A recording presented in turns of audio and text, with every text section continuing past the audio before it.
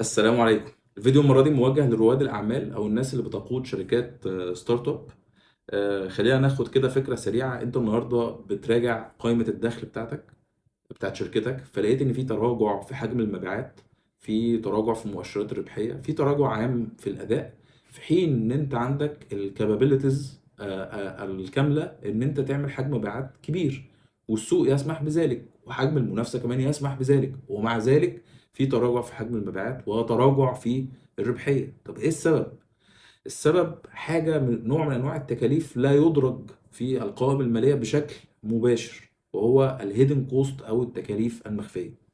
طب تعالى نقول كده إيه هي أسباب التكاليف المخفية بشكل بسيط خالص.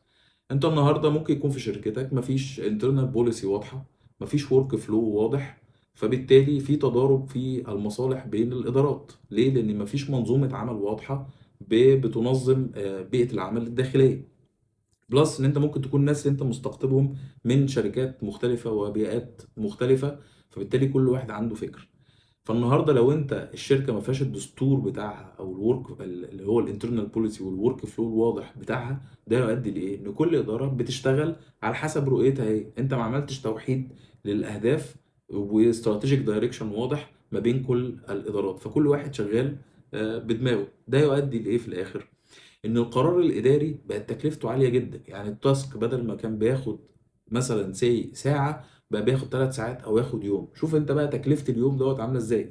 هو باي ذا اند اوف داي انت بتدفع رواتب، بس الرواتب دي تكلفه كل قرار بيتاخد عامل ازاي في الديلي اللي موجود. فاصبح عندك في تباطؤ في اتخاذ القرارات، وهذا التباطؤ يؤدي الى ايه؟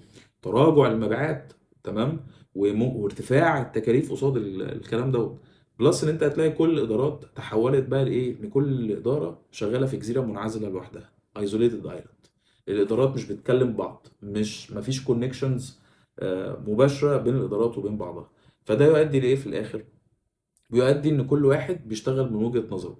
وبلس ان اللي بيقودوا هذه الادارات هيلعبوا الجيم بقى ايه؟ جيم اوف ثرونز، حرب عروش. تمام. فكل واحد يخش في خناقه مع التاني عشان يثبت ان وجهة نظره هي الصح.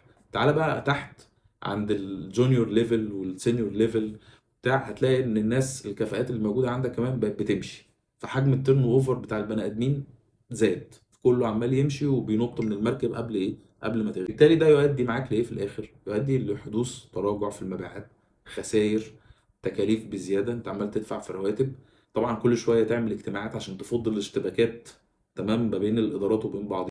فالاجتماعات ديت، شوف تكلفه الاجتماع كام واحد بيبقى حاضر، والساعه بتاعت الاجتماع عامله ازاي. كل الحاجات ديت بتؤثر بشكل مباشر، ليها ريفليكشن صحيح على القوائم الماليه، بس هي في شكل اجور ورواتب. بس لما تيجي تشوف تكلفه القرار الاداري دوت عامل ازاي، هي دي الفكره بقى. فبالتالي انت عشان توحد القصه وتخلص من الهاسل دوت، لازم يكون عندك ورك فلو واضح، انترنال بوليسي واضحه، مهام محدده لكل اداره، توصيف وظيفي واضح، حط كي بي اي لكل عنصر بشري موجود عندك. كل ده هيؤدي في الاخر لايه؟ ان انت بتعمل نوع من انواع الاكونتابيلتي، المحاسبه. ان انت تقعد تحاسب كل واحد. انت مطلوب منك تاسكات 1 2 3، خلصت 1 2 3 تمام. تمام. عندك تارجت معين لازم تحققه، حققت التارجت تمام، وهكذا. فبتخلق انت الكي بي اي، وبتحافظ على الهيومن ريسورسز اللي موجوده عندك والكفاءات اللي موجوده عندك.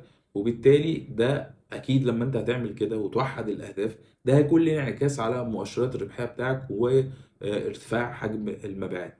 فبالتالي الهيدن كوست خلي بالك منها، لان دي خطيره جدا جدا جدا، وبتؤثر على الاداء المالي بتاعك بشكل غير مباشر من غير ما تحس بيه. عشان كده سموها التكلفه المستخبيه. شكرا.